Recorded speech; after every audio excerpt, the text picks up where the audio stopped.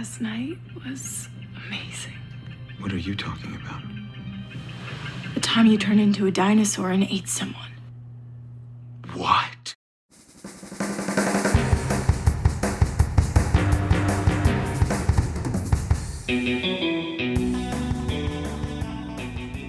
Greetings and welcome to the Dead Harvey podcast. This is Brad. Ted is gone again. He just had a kid, so he may be out for another week or so. Anyways, so like I talked about last time, at the end of the episode, I was leaning towards talking about critter movies. So not like the critters with like the little critters that roll around in the balls and shoot spikes at people, or combine themselves into a giant ball made of tons of different critters, and then gonna just roll over people as they do their alien invasion. This is called Critter Combo, so we'll be talking about two crazy critter movies. The first one is Armageddon. Oh, sorry, that's the movie with Bruce Willis. It's not Armageddon. That's a way different movie. You'll get an Aerosmith song in there, and you'll get a lot of Michael Bay stuff. Anyways, so it's not Armageddon. There's no Steve Buscemi in it, although it'd be great if Steve Buscemi was in this movie. But this movie is about a killer llama from outer space. This is a total like micro budget movie. It opens up with like low budget animation, kind of like low budget sort of flash animation style, but it's cool. It's like it definitely fits like the micro budget and playful spirit that the movie has. So it actually complements it pretty well. And plus, like using animation, they don't have to do like super low budget green screen stuff or anything like that. They show like this llama. So the llama spaceship looks like kind of like a little llama trailer, like you'd take, like you put a llama in if you were transporting it. It's flying through space. There's a astronaut on this floating base, and the llama trailer smacks him, and then spirals out of control, lands on Earth, and it lands conveniently. The llama lands in a very Friday the 13th friendly environment where kids are doing drugs and alcohol and being horny. And the llama is going to take them all out. So this movie, I think it was clear. I don't know. This is just a guess, but I think it was clearly made by somebody that owned a llama and said, "Hey, you know what? I've always wanted to make a movie. I got this llama here. It's pretty cool looking. Nobody's made a killer llama movie yet." And then the wheels and then the head just start spinning faster and faster and faster. And there's like space llama, lasers out the eyeballs. Like this animal that's costing us so much to keep, we can like start getting some of this money back by making a blockbuster movie. Space llama, lasers out of its eyes, better than lasers coming out of the eyes of the sharks in the Austin Powers movie that Dr. Evil prophesized. This could be the llama movie to end all llama movies. What do we call it? Llamageddon. Now, there's not like several llamas attacking people.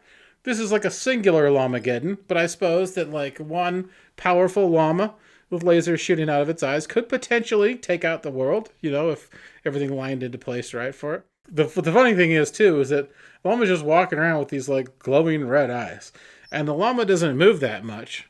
So to me, it seems like it's almost like a substitute for like some kind of like a sloth creature. But it's a llama. So what happens in this movie? Well, there's some kids, high school. They seem like they're high school kids. I mean, they're probably like much older, but they're, playing like high school or early college age kids and whatnot. But the mom drops them off. They're going to stay at their grandparents' place. The grandparents are gone for a while. So, of course, they decide to have a party. Now, the sister is all in full party mode, and the brother is all like super nerdy. So his sister calls all these people to come and party with them. And then you got like, of course, your mix of all the kids that come in. You got like your stoner. They're partying in a place that kind of like looks like a trailer. It's a place that like I have been to several parties in college because I used to live in a trailer like right around college time. The interior looked very similar to a lot of parties that I went to, and the group of people that they hung out with also very similar to people that I would party with. So that you got like your sloppy drunks, you got your stoners, you got your male and female stoners. Of course, one they even make like Shaggy references about. I knew like people that were very similar to all this for quite a while, and then so it rang authentic in like the high school or college party environment that they were in. So these kids are all partying. The nerd is like starting to kind of like loosen up a little bit, and everybody's having a good time. And eventually, they run into this llama. They see the llama's red eyes, and then the llama starts attacking people, kind of like not all at once, but like in like small groups or by themselves. So this movie, first of all, is total cheese and intentional cheese too. I mean, there's scenes in this movie where like one of the main characters, like every time he like leaves and comes back, it seems like he's wearing a different shirt.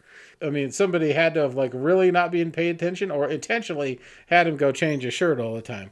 The llama doesn't really move. It just sort of like, this is probably like one of the funniest things about the movie, is he just sort of like sits there and he stares at people. And then sometimes there'll be like a brief like movement of his head as he's about to like bite somebody.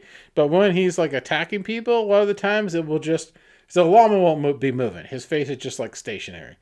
People that are making this movie are probably like, look, this is a micro budget movie. We don't have the budget for animal trainers, and it would take so long to get any kind of shots if they were trying to train this llama to do it. So how about you just sit there, don't move, just like look at the person that you're about to attack.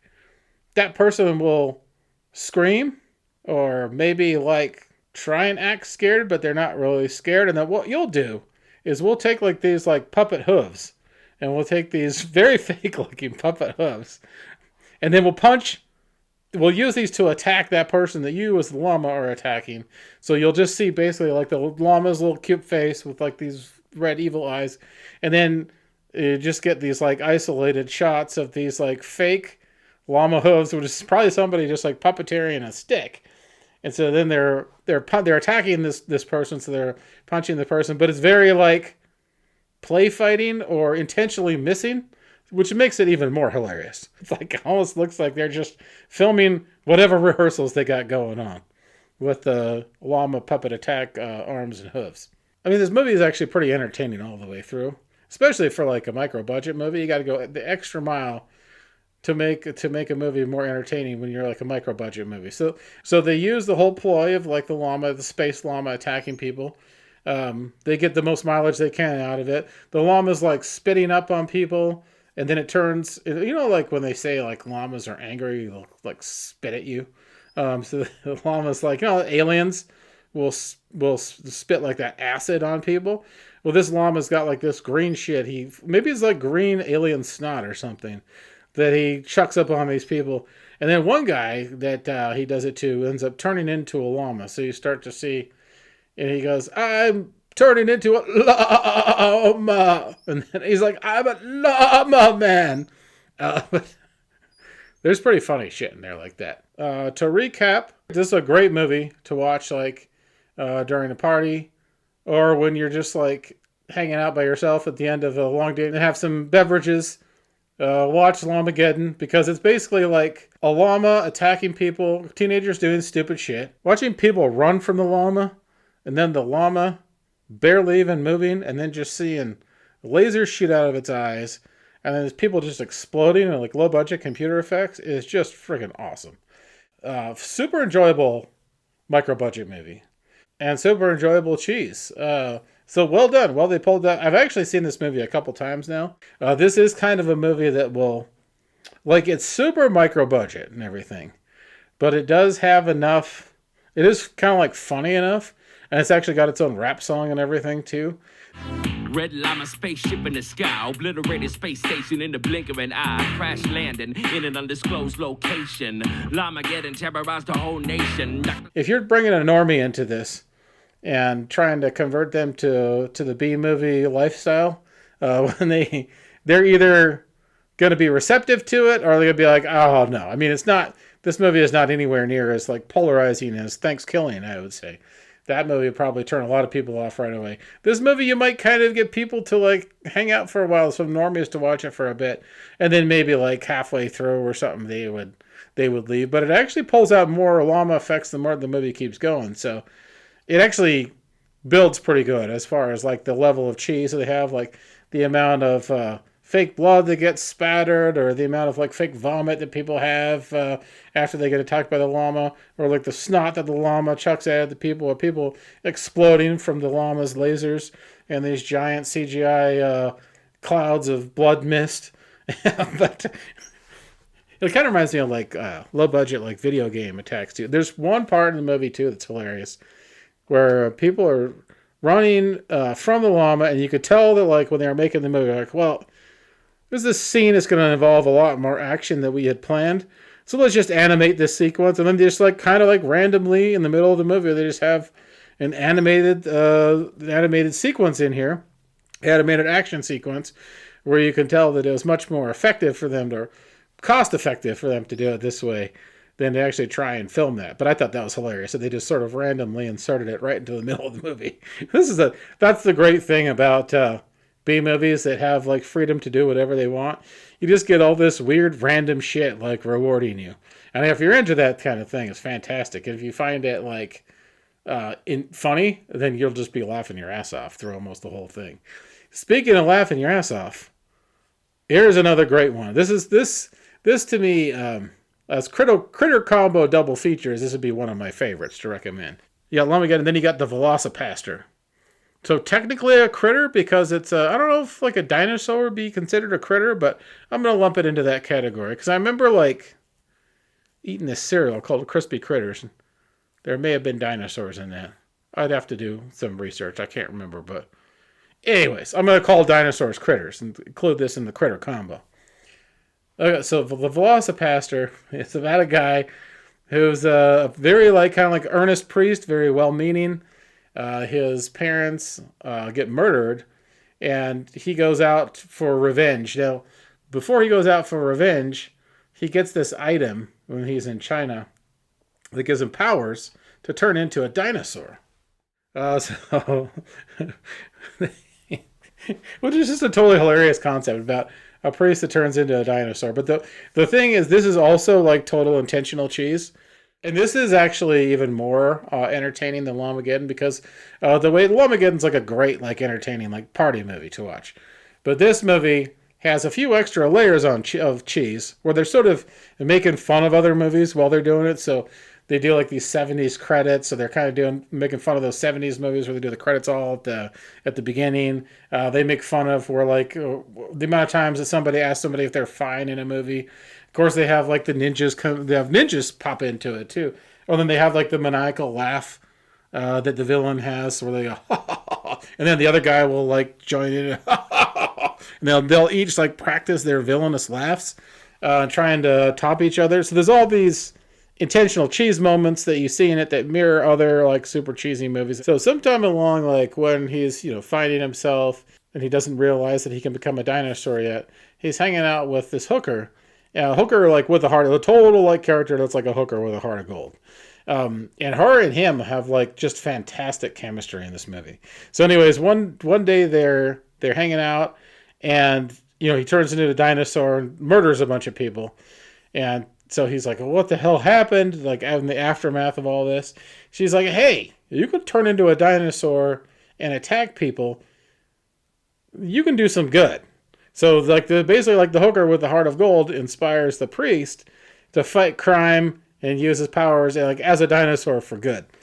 So he sort of like follows like the revenge format where he tries to like piece the clues together of who killed his parents, and there's people involved, and he sort of like goes through the ranks until he gets to the main guy at the end. There's a ninja fight in the middle of this. Well, there's a couple of ninja fights, but there's one great ninja fight where the priest and the hooker with the heart of gold, they consummate their relationship. Of course, they leave their windows open. So these ninjas just like jump in and start attacking them. So the priest and the hooker with the heart of gold are fighting ninjas in their underwear, which is totally hilarious.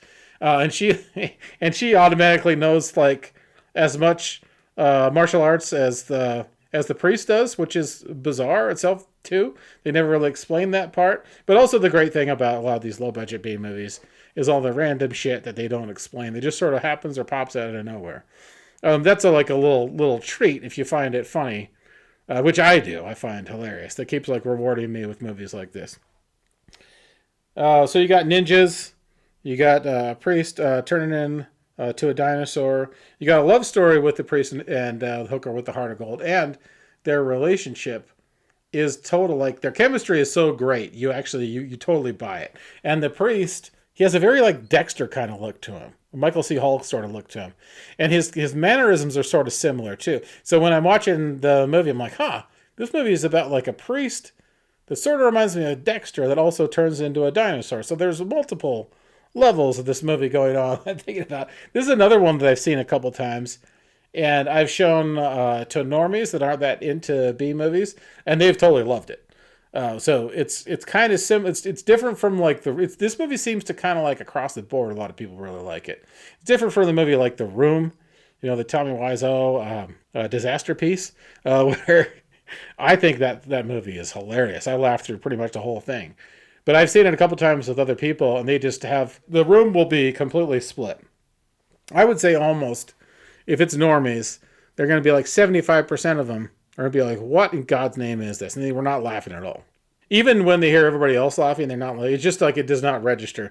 It's like the B movie enjoyment, or especially like enjoyable bad B movies, registers with some people, with other people it doesn't. I guess it's sort of like anything else, like that you're into sports or anything else. It's going to click with some people, other people it's not. So the whole movie is kind of like this priest sort of like struggling to become like a crime fighter and sort of like accept it and accept the fact that he does turn into a dinosaur until he sort of kind of embraces it at a certain point. But actually like the little character arc they have with the priest is pretty cool. So they do throw like a couple of curveballs they don't usually do in B movies. The writing on this one is actually pretty cool. Like they did a great job with the script and making like a totally intentional cheesy B movie and making fun of all these sort of like tropes in B movies at the same time. But fantastic movie. I mean, ninjas, dinosaur crime fighter. How can you go wrong with any of that? And just total like hilarious. There's one scene where they make fun of like unfinished effects in movies. So when his parents he only has the Bruce Wayne background, the parents get killed, they have like, the car is supposed to blow up and it just says like VFX, car explodes here. Something that's very similar to that, which I thought was hilarious. But the movie does all sorts of like little Easter egg treats where it makes fun of other B movies like that. So, to recap, Llamageddon and The Velocipastor are both super entertaining micro-budget movies. Velocipastor especially works on a number of different levels of low budget, like B movie enjoyment levels, whereas Llamageddon just sort of like across the board, kind of very bonkers movie about a space llama attacking people, and they kind of go gonzo with it. And then you got like Velocipastor, which almost works as like a satire in a lot of ways, but it does not get like pretentious with it or anything. It totally embraces like the low budget humor and entertainment to it. So both of these great finds as like party movies, both of these movies, and to maybe even introduce the B movie world to normies, because these are sort of like movies that I kind of see as having like a little bit of a crossover audience, because they're kind of high concept enough. They're going to lure people in for the novelty, at least almost, and they might actually end up liking. But you'll get like the reaction where they're either going to, but hey, what other B movies would you recommend? Or they'll just be like, don't show me any of these again. You'll probably get either one of those two. But anyways, that's it right there. There's your critter combo. I'll probably do more of those critter combos in the future, or try to get Ted to pick out a couple too that we'll kind of go back and forth with. But that's it. When your Friday rolls around, if you haven't seen these two, watch it, whatever your Friday is. Like if you got the weekdays off or the weekends off, either way, get the beverage or mind expander of your choice, as long as it's safe. Check these movies out and have a great time. Hope you have a great rest of your week, and we'll see you next time on The Dead Harvey Show.